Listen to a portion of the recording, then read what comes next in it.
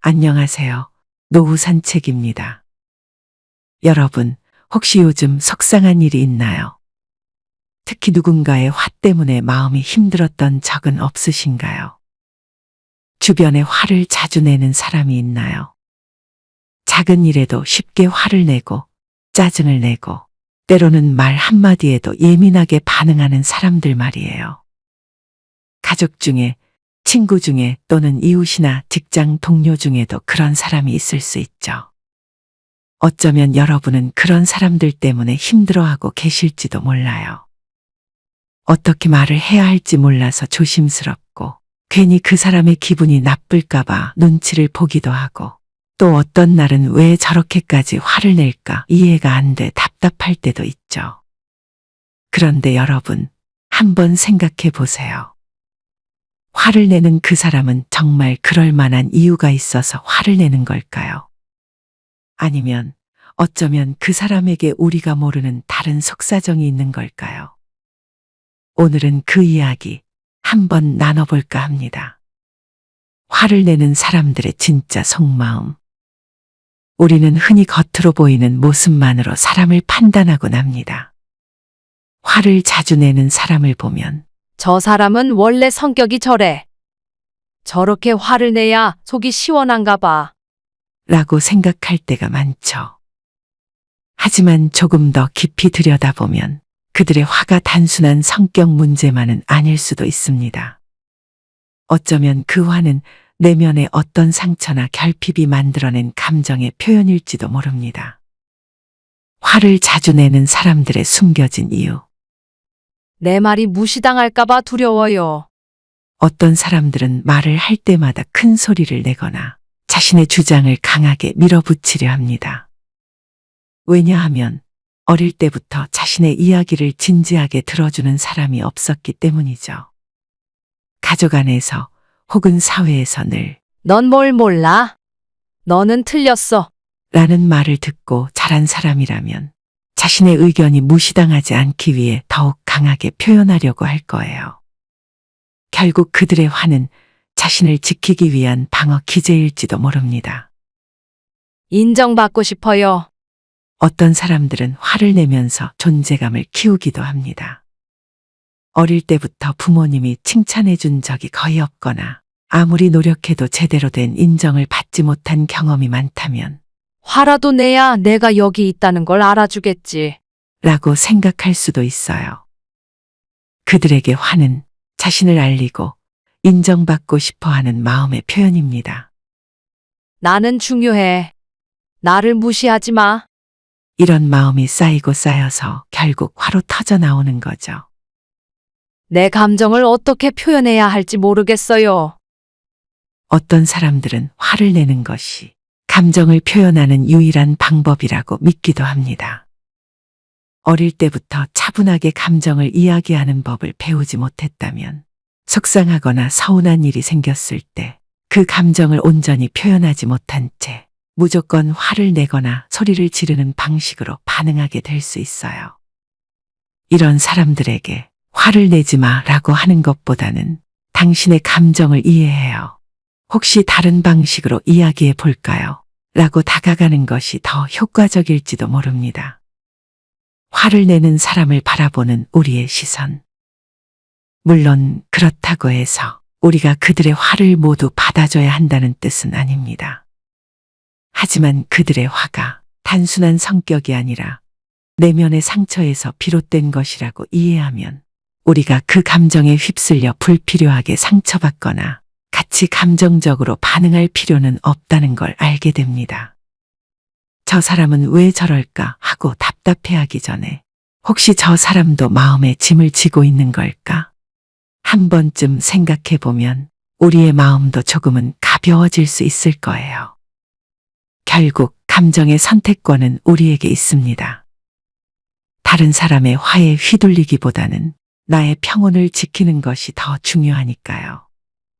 화를 내는 사람에게 휘둘리지 않으려면 가까운 사람 중에 유독 화를 자주 내는 사람이 있다면 우리는 그 감정에 휩쓸리게 될 때가 많아요. 상대가 불같이 화를 낼 때마다 나도 모르게 긴장하거나 불편한 기분이 들고 때로는 그 감정을 고스란히 받아버리기도 하죠. 하지만 꼭 기억해야 할 게 있어요. 그 사람의 감정이 내 감정까지 흔들 필요는 없다는 것. 내 기분은 내가 지켜야 한다는 것.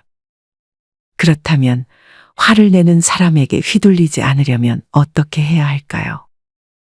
첫째, 감정적으로 반응하지 않기. 화를 내는 사람 앞에서 같이 흥분하면 결국 상황은 더 악화되기 마련이에요. 한번 상상해 보세요.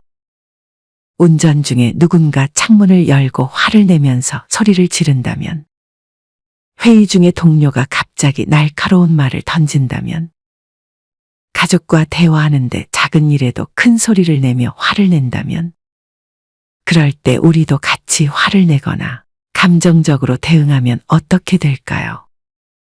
싸움은 커지고 분위기는 더욱 험악해지겠죠. 이럴 때는 한 걸음 물러서서 아, 저 사람은 지금 감정을 조절하기 어려운 상태구나. 라고 생각하는 것이 좋아요. 마치 강한 바람이 불 때 가만히 서 있으면 더 휘청거리지만 조금 몸을 낮추면 바람이 지나가는 것처럼요. 대감정에 휩쓸리지 않는 것이 중요합니다.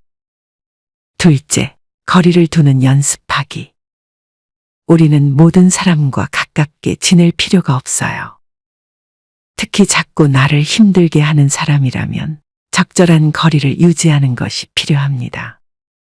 예를 들어, 직장에서 늘 부정적인 말만 하는 동료가 있다면 굳이 적극적으로 대화를 이어갈 필요는 없어요. 필요한 말만 나누고 깊이 엮이지 않는 것. 그것만으로도 내 감정을 지키는데 큰 도움이 됩니다. 또 가족이나 친구처럼 완전히 끊을 수 없는 관계라도 필요할 때 거리를 두는 건 충분히 가능해요. 예를 들어 연락을 잠시 줄이거나 만남의 횟수를 조절하는 것만으로도 불필요한 감정 소모를 줄일 수 있어요. 가끔은 거리를 두는 것이 오히려 서로를 위해 더 좋은 선택이 될 수도 있습니다. 셋째, 내 감정을 우선하기. 화를 내는 사람과 억지로 잘 지내려다 보면 어느새 내 감정이 상하는 경우가 많아요. 상대의 기분을 맞추다 보니 정작 내 마음은 돌볼 여유조차 없어지는 거죠. 그럴 땐 스스로에게 이렇게 물어보세요. 이 관계에서 나는 어떤 기분이 드는가? 내가 꼭 이 사람의 감정까지 짊어져야 할까? 이 질문을 스스로에게 던지는 것만으로도 내 감정을 더 잘 지킬 수 있어요. 때때로 우리는 타인의 감정을 신경 쓰느라 정작 내 감정은 뒷전으로 밀어놓을 때가 많죠. 하지만 결국 내 감정을 지키는 것이야말로 더 건강한 관계를 만들어가는 길입니다. 누군가가 화를 낼 때 그 감정을 있는 그대로 받아들이기보다는 나는 내 감정을 우선할 거야 라고 다짐해 보세요.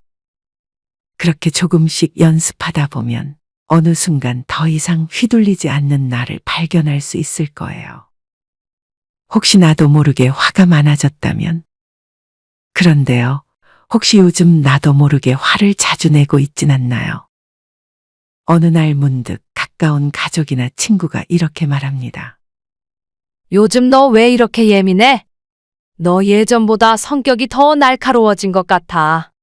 그 말을 들었을 때 그냥 흘려보내기보다는 한 번쯤 나 자신을 돌아볼 필요가 있어요. 내가 정말 달라진 걸까? 아니면 그동안 쌓인 감정들이 겉으로 드러나기 시작한 걸까? 화를 자주 낸다는 건 어쩌면 내 안에 풀리지 않은 감정이 쌓이고 쌓여서 결국 밖으로 터져나오고 있다는 신호일지도 모릅니다. 왜 자꾸 화가 날까? 혹시 이런 기분이 들진 않나요? 요즘 너무 지치고 힘들어. 몸도 마음도 피곤하면 작은 일에도 예민해지기 마련이에요.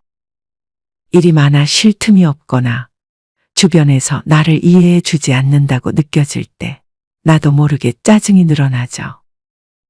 내가 원하는 걸 제대로 표현하지 못해서 답답해.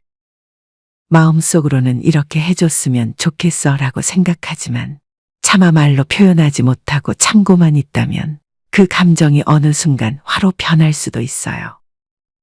예전의 상처가 아직 남아 있는 걸까? 가끔은 오래전에 아픈 기억들이 지금의 감정에 영향을 줄 때가 있어요. 과거에 받았던 상처가 제대로 치유되지 않았다면 비슷한 상황이 닥쳤을 때 나도 모르게 예민하게 반응하게 될 수도 있죠. 화를 다스리는 방법. 만약 요즘 나도 모르게 화를 많이 내고 있다면 한 번쯤 스스로에게 이렇게 물어보세요. 내가 요즘 많이 지친 건 아닌가? 내가 원하는 걸 제대로 표현하지 못해서 답답한 건 아닌가? 혹시 예전의 상처가 아직 남아 있는 건 아닐까? 이 질문들을 차근히 생각해 보면 내가 왜 화가 나는지 그리고 그 감정을 어떻게 하면 더 잘 다룰 수 있을지 조금씩 보이기 시작할 거예요. 화를 참는 것만이 능사는 아니에요. 가끔은 솔직하게 내 감정을 들여다보고 필요하다면 충분한 휴식과 스스로를 돌보는 시간을 가지는 게 더 중요하죠. 결국 가장 중요한 건 내 감정을 내가 먼저 이해하는 것. 그렇게 내 마음을 돌보다 보면 어느 순간 화 대신 더 여유로운 나를 만나게 될 거예요.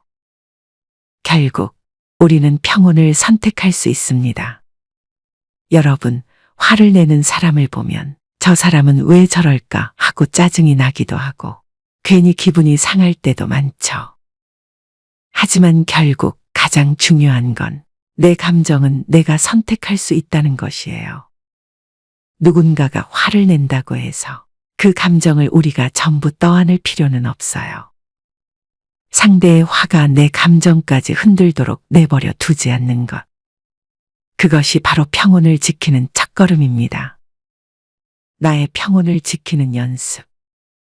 오늘부터는 누군가의 화에 휘둘리기보다 나의 평온을 지키는 방법을 더 많이 생각해 보면 어떨까요? 깊이 숨을 쉬고 한 걸음 물러서 바라보고 상대의 감정보다 나의 감정을 더 소중히 여기기. 이렇게 작은 연습들을 하다 보면 언제든 내 감정을 선택할 수 있는 힘이 생길 거예요. 그리고 무엇보다 그 누구도 우리의 마음을 어지럽힐 권리는 없다는 것을 기억하세요. 지금 이 순간 여러분이 조금 더 평온한 마음으로 하루를 보낼 수 있길 바랍니다. 오늘도 고요하고 따뜻한 하루 보내세요. 이상 노후 산책이었습니다.